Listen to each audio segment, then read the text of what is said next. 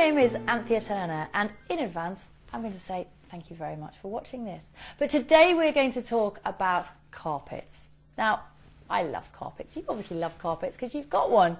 They're warm and they're cosy, but they do get dirty, and that's when we don't love them quite so much. But how do we set about cleaning them? Because, you know, there's so much conflicting information around. Things like, once a carpet is cleaned, it will get dirty quicker. Cleaning will damage or shrink the carpet. You should wait as long as possible before cleaning a carpet. When you get your carpet cleaned, it stays wet for days. If someone in the house has an allergy, rip up the carpets. Now, are these simply old wives' tales, or is there some truth in them? Well, so to find the answers to all those questions, and I'm sure many more, you need to speak to an expert. And I have found you an expert. This is Paul Pierce, and he is the Technical Director of the National Carpet Cleaners Association. Thank you very much for coming to my house. I feel quite privileged. What exactly does this involve? Well, the National Carpet Cleaners is the only independent carpet cleaning association in the UK.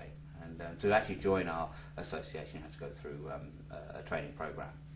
We talked a moment ago about all these sort of like old wives' tales and all these things, which I know I've heard a million times, and some, I must say, oh, well, I wonder if that's true. And I think the one that I always think about is, and I have been told this on many occasions, oh, if you get your carpet cleaned, then it's never the same again. Yes, I've heard that many times. Yeah. Many customers will say that as one of their main concerns.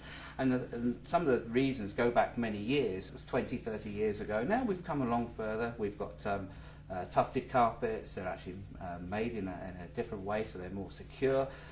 Cleaning solutions and equipment is far superior today. We're actually using cleaning solutions that do not leave residues behind. So therefore we don't have that problem of where carpets get dirtier quicker. What's the worst thing that people do to their carpets, especially after we spent so much money on them in the first place?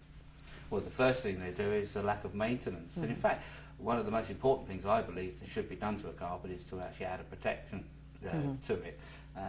So in other words, that saves the day. If a spillage happens, then we can actually buy time to actually get some tissues and towels or whatever. It aids the carpet. It actually helps the carpet to be vacuumed properly to release the dry soil that's in there. And if there's any spillages and what have you, it safeguards in many ways the penetration of that solution into the fibres of the carpet. Right. What about the? We talked about it as being an old wives' tale, but it's one I must admit that I've always thought, well, maybe that could be true.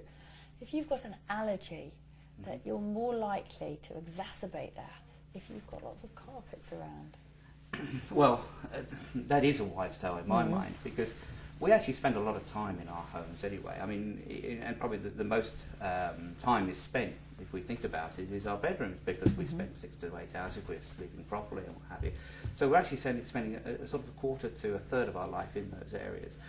And I've heard people say, well, rip up the carpets, get rid of them, have hard floors and what have you. Well, even hard floors collect dust and soil. And those soils become airborne on a hard floor very quickly when you walk across them, or even animals and what have you walk across them, they kick them back into the atmosphere. However, carpets are good for us because they actually hold those soils into the fibres of the carpet and allow us to vacuum them out or rinse them out and what have you safely, so they don't get airborne so quickly. What you've said actually is very logical, and I hadn't thought of it that way myself.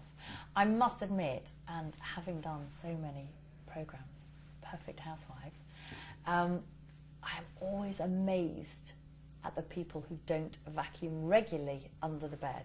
Absolutely. I can guarantee the amount of households that I have been into, and I go straight under the bed, pull things out. One lady said to me, can you believe it, 7 years she'd been in that house. She's never vacuumed under the bed. I can well believe it. And we see a lot of homes in that way as well. It's unbelievable. And of course that's where a lot of the soil is. Yes, it will stay there. It's the dead skin, isn't it? It's the dead skin. We actually dust mites. Break skin all the time there. I mean, not every home has dust mites, but we could probably say 50% in the UK have dust mites, which is a considerable amount. Of course, it's not the dust mites, it's actually what they actually excrete, which actually causes a Yeah. problem in the allergen. That gets airborne very quickly.